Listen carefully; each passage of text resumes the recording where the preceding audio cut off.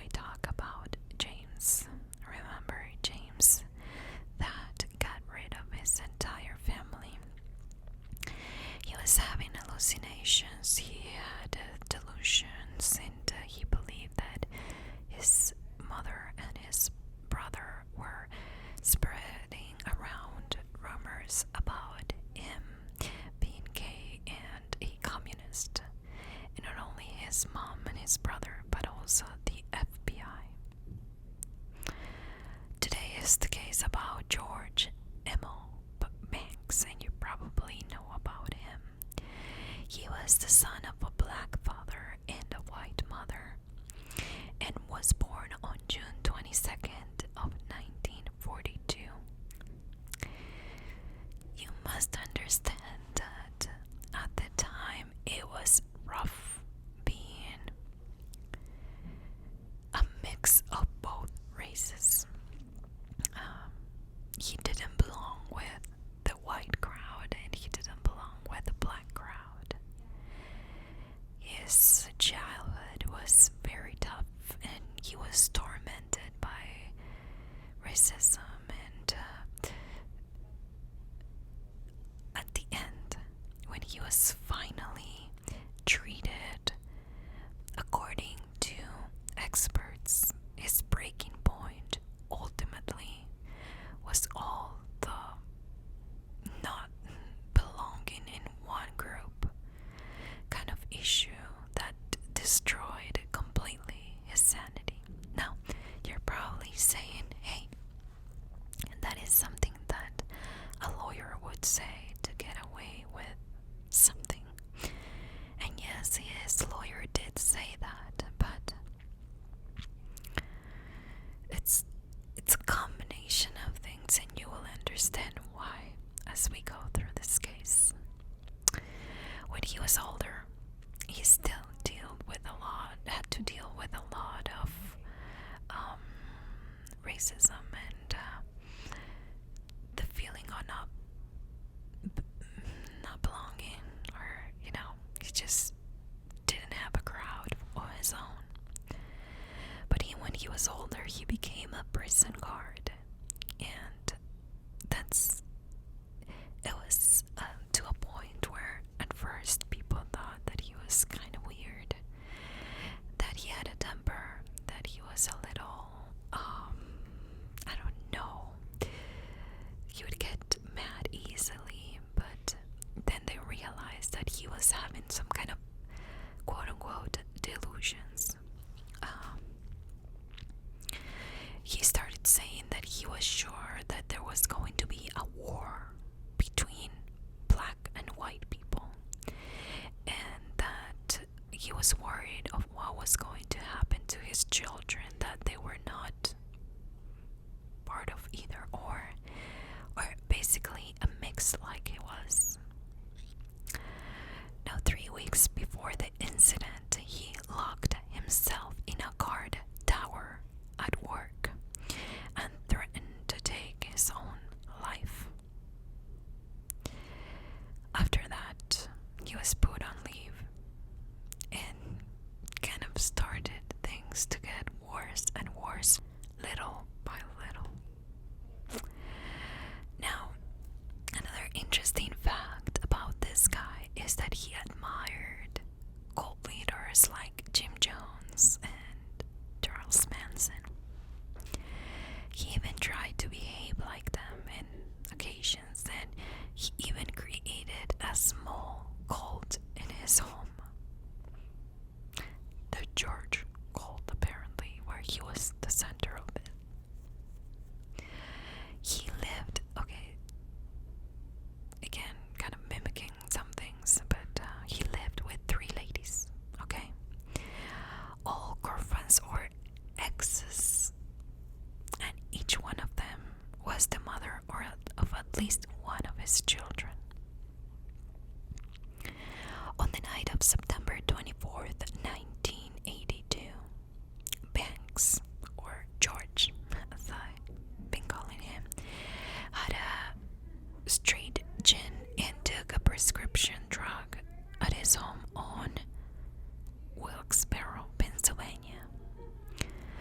next morning, on September 25th, 1982, he woke up and shot five children that were in the house.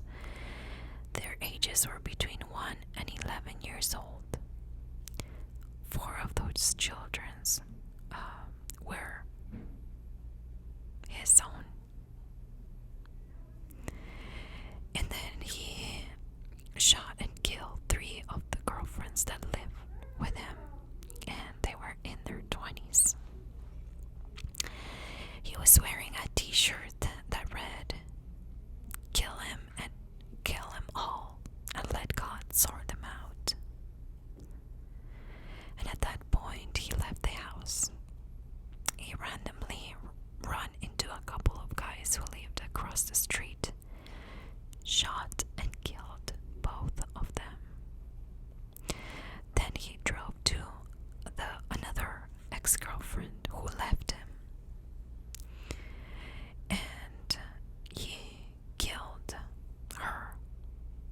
their 5-year-old son, the girlfriend's mom, and the girlfriend's nephew, who was still a little child.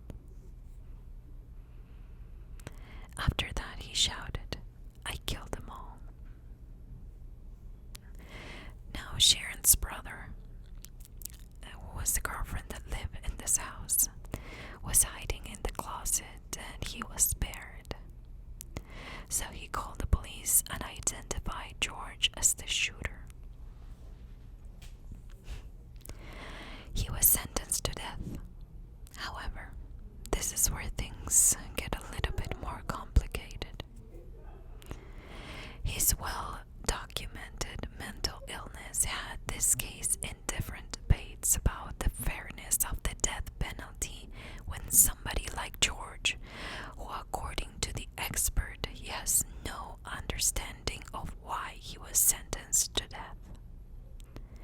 According to his lawyer, he doesn't have a rational understanding of the implications of the death penalty. So, can you sentence somebody to death when they do not understand it? Is that ethical? Well, if you're wondering, he is still in a maximum security prison. He had attempted to take his own life in several occasions, but each and every one of them were unsuccessful. But truly, and the question is, in this case, how can we sentence a guy to death when he believes deep in his heart that what he did was because he loved them? He claims that he believes that it was in the children's best interest for him to do that, and that he feared this war that was coming, and his children not being 100% white or 100% black. So this kind of raises a question, right?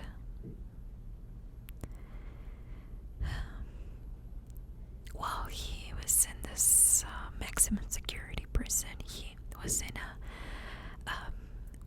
like a strike where he was not eating, and there was somebody who had to feed him so he wouldn't die, and he started telling this person that he was being attacked by a flesh-eating demon, and it goes on and on. So what do you do when somebody is doing something this horrible but has no idea what really he's doing? Under the law, does that justify the idea of what he did? Can they blame it to that illness? As I mentioned in yesterday's video, 1 in every 25 American adults suffer from a debilitating psychological impairment not attributed to substance abuse or developmental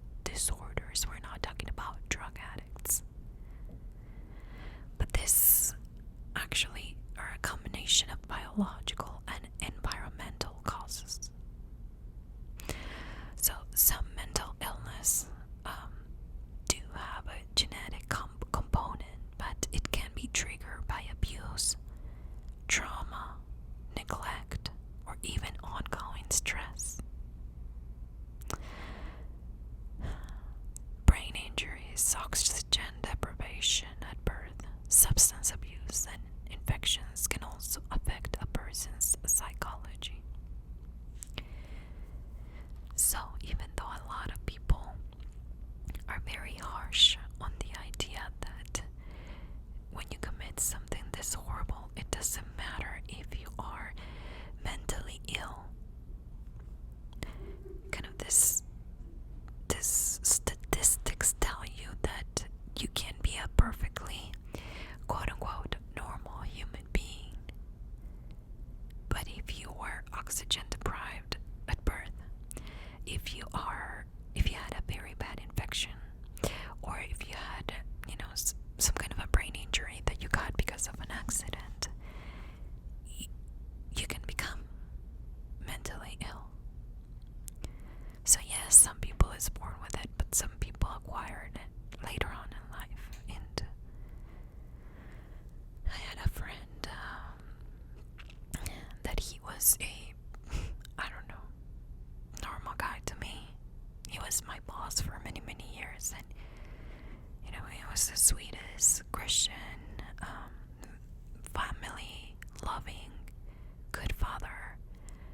Homeschool kids. He had his own business. Came from nothing. Built like an empire here. For the branch that he was in. And when he was in his late 30s, he started having some kind of signs of a mental illness because he got a divorce. And after his divorce, something went off and he was never the same guy. He ended up committing suicide years ago, but it's that kind of thing that you're like, oh my goodness, he's over 35, he's older than 35 years old. He's not gonna get a mental illness. He's not going, he's okay. He's married, he has kids, he has a good wife. No. I think my friend was the perfect example to me to let me know that you don't have to be born with it. That we continuously change in our minds, in our brains. And things happen to us. And our body changes. And sometimes you can snap. And from one moment to the other, develop something that you could have never guessed was there for you. There's no history, there's no patterns, there's nothing that would point to the direction of you getting this.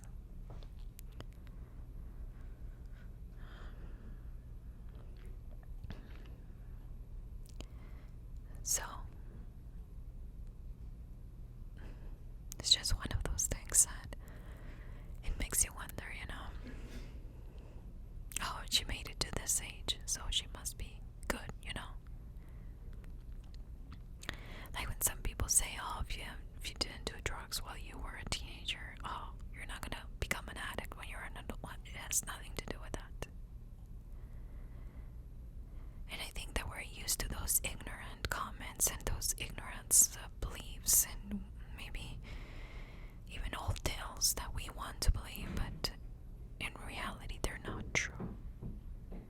It only takes for you to do opioids for about 6 days to become an addict.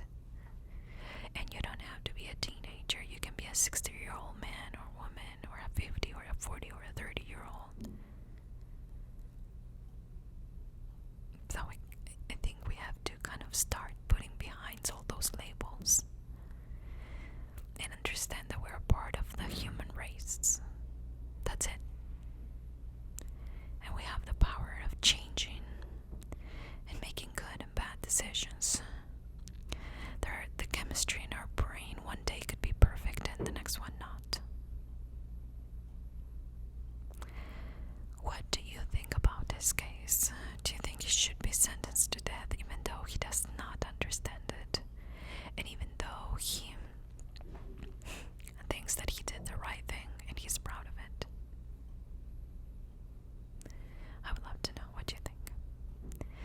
so much for you guys' support.